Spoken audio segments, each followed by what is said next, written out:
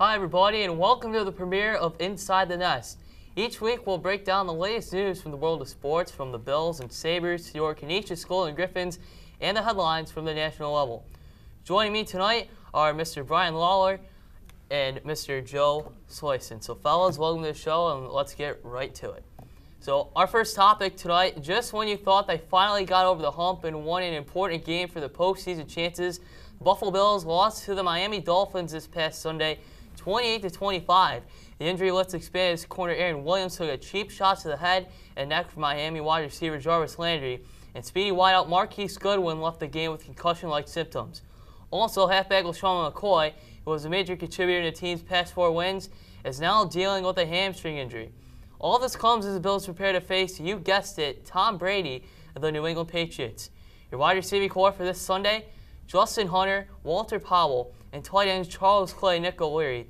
A Reggie Bush sliding out of the backfield if we're lucky. Guys, with a tough stretch in the schedule ahead, what is your biggest concern for the Buffalo Bills? Joe, we'll start with you.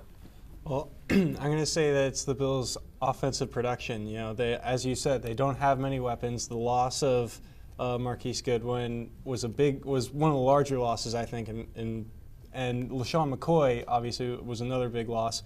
Hopefully we get him back. But I'm going to say it's going to be up to the offense. Tyrod Taylor's going to have to make some big plays offensively. He's going to have to make some stuff happen. We've seen him do it before, but we'll see if he can do it again now. Right.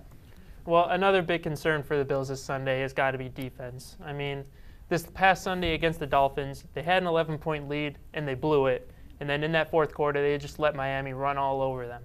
And then this week, going up against a Patriots with Tom Brady back at the helm, they can't afford to have another defensive performance like that against a team like that. And Joe, the secondary, I mean, they got immediately exposed last week against Miami. I mean, that just can't happen again this week, especially with Brady, right? Right. You know, Brady's got a ton of weapons. You know, he's got ex-Bill receiver Chris Hogan. He's got Gronk. He's got, you know, just about anybody on that depth chart that he can throw to.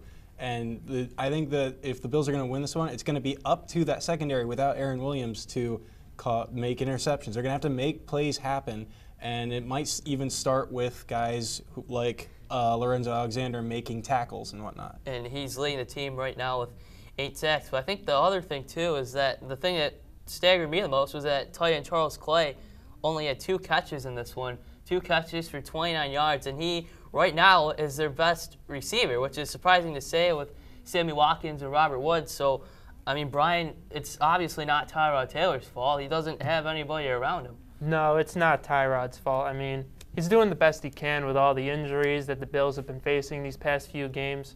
So it's unfair to put the total blame on Tyrod. But, you know, at the end of the day, he is the quarterback. He does make most of the decisions that happen on the field. But to say everything that happens is his fault is completely unfair to Tyrod Taylor. And it seems that the offense has done a lot better with Anthony Lynn as their new offensive coordinator. Would you agree? Yeah, and I think a lot of the part of that was in the first 2 weeks they had kind of, I hate to say it, but awful strategies going into the game. Against Baltimore week 1, they never threw a pass that went more than 20 yards downfield, and then against the Jets in week 2, they put up 30 points off of deep pass completions, but they couldn't sustain an offensive drive.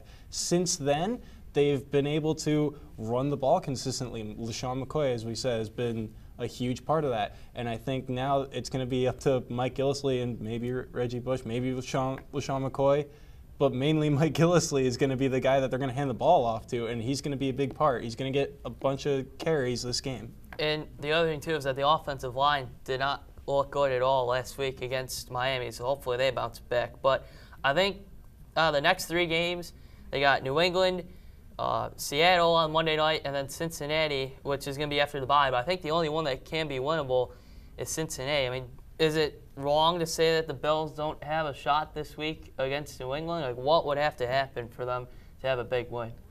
Well, I mean, there's always a shot. You know, a couple weeks ago they went into New England. They won. They shut them out. They had a good game. But this week, it's a little different because they have Brady. But at the same time, you have to realize that when they beat the Patriots back in New England, that they were still playing a Bill Belichick offense. He was still the coach. He was still calling the plays. He's still the coach now. So, there is a shot, but with a guy like Tom Brady back there calling the shots, it becomes less of a reality that the Bills will win this game. Joe, do you agree?